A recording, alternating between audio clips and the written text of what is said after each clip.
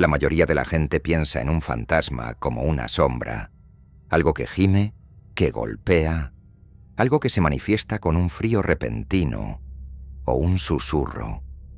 Pero el terror más profundo es el terror metódico, el que se repite con la precisión de un tic-tac, el que te acecha con la regularidad de un servicio.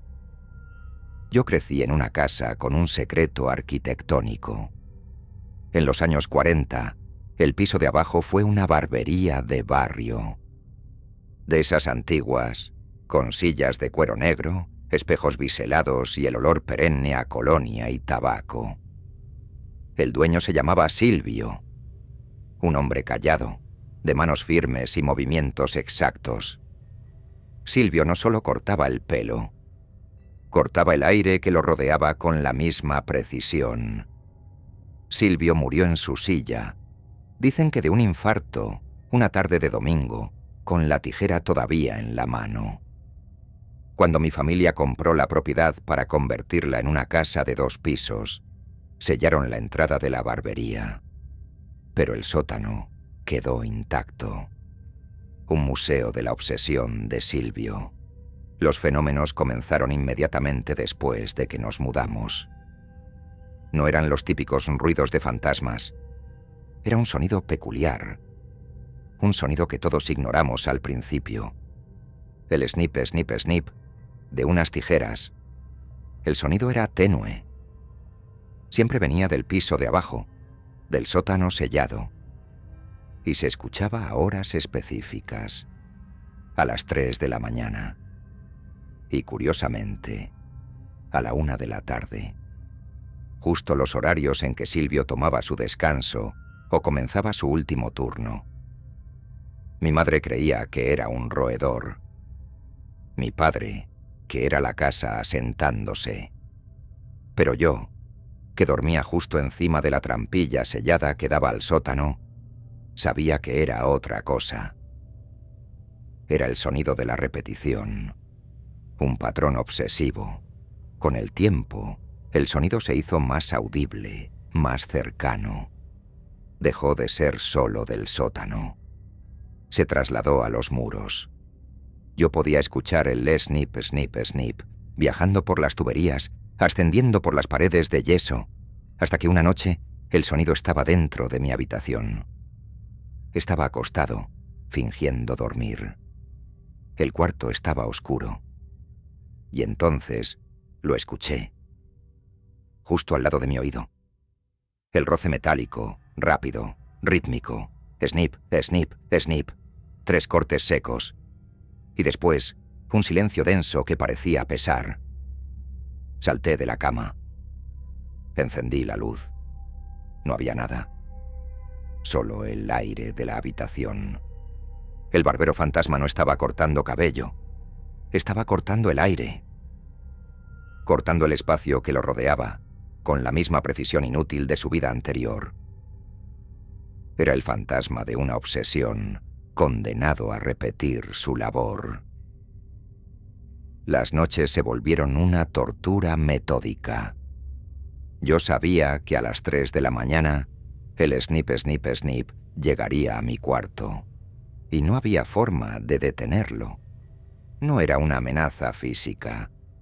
Al menos, no lo era al principio. Era una amenaza a la cordura. Intenté combatirlo con música alta. El ruido metálico traspasaba los audífonos, resonando directamente en la estructura ósea de mi cráneo. Intenté ignorarlo, durmiendo boca abajo. Pero el snip snip se movía, acercándose a mi nuca, como si midiera la longitud de mi cabello invisible. Le conté a mis padres. Ellos me miraron con lástima, atribuyéndolo al estrés de mis estudios. Pero mi hermana, Clara, ella sí me creyó. Ella también escuchaba el sonido a veces, aunque más amortiguado, en su cuarto. Decidimos investigar al barbero Silvio. Encontramos en la biblioteca municipal viejos recortes de periódicos. Silvio era un perfeccionista brutal. Había rumores de que en sus últimos años su salud mental se deterioró. Se obsesionó con la idea de que el aire impuro de las habitaciones desordenaba la perfección de sus cortes, que el aire mismo tenía que ser recortado para mantener la geometría. El miedo se transformó en una comprensión horrible. El fantasma no estaba buscando cortarnos el pelo. Estaba midiendo la imperfección de nuestro espacio vital. Y si el corte de aire no era perfecto, el siguiente corte sería real. Clara y yo notamos algo más. Después de cada visita de las tijeras fantasma, encontrábamos algo extraño. Un hilo suelto en la alfombra de la sala, cortado y dejado en el suelo. Una página ligeramente inclinada en un libro de la estantería, enderezada con precisión.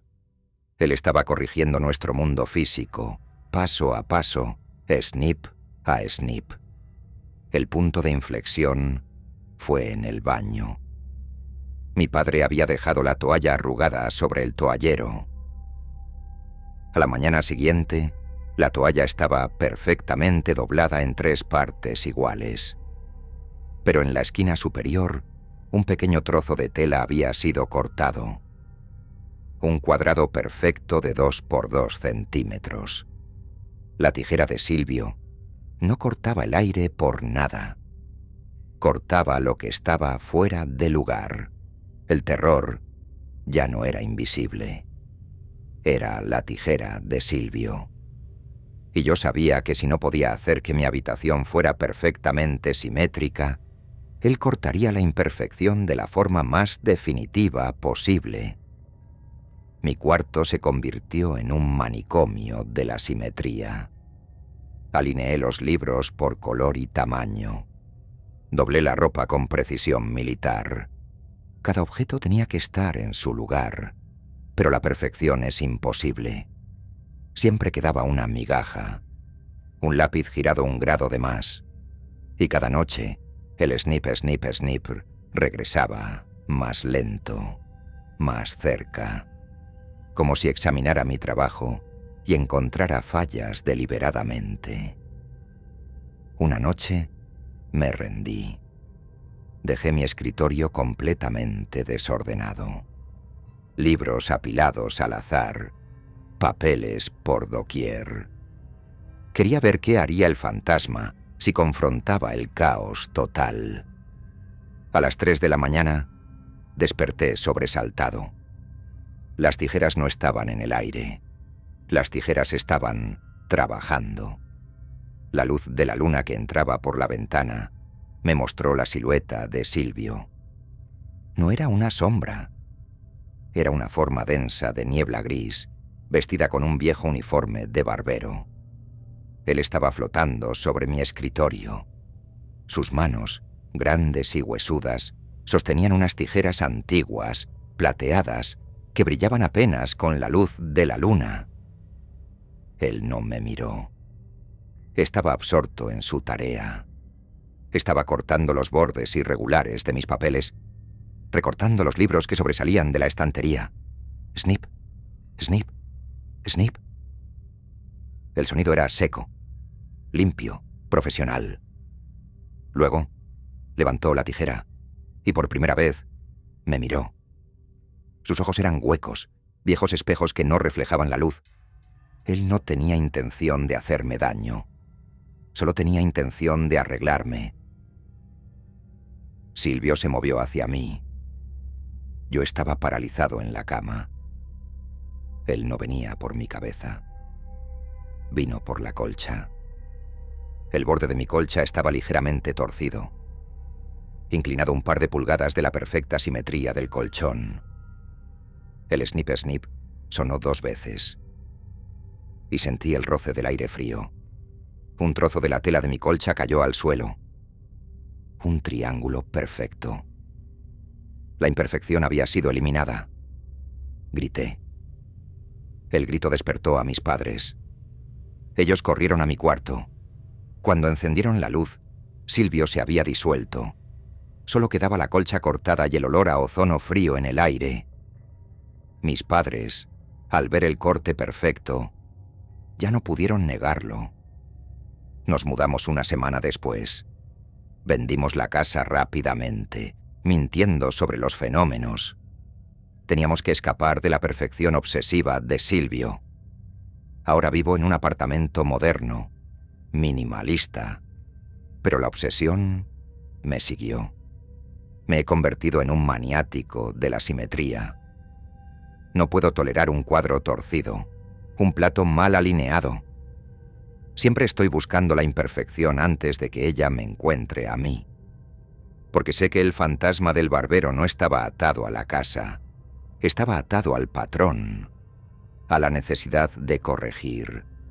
Y si mi vida se vuelve demasiado caótica, si mi mente se desordena... Una noche, después de alinear mi última pila de libros, escuché un ruido. No eran las tijeras. Era el roce suave de un metal contra el aire en la esquina oscura de mi nueva habitación. Snip. Y supe que había fallado. Había una imperfección en mi nueva vida que él había encontrado, y solo tenía que esperar a las 3 de la mañana para el siguiente corte. La obsesión de Silvio ahora es la mía. Y sé que un día el corte será demasiado profundo. Si te gustó este relato, suscríbete al canal. Cada día desenterramos un miedo nuevo. No querrás perdértelo.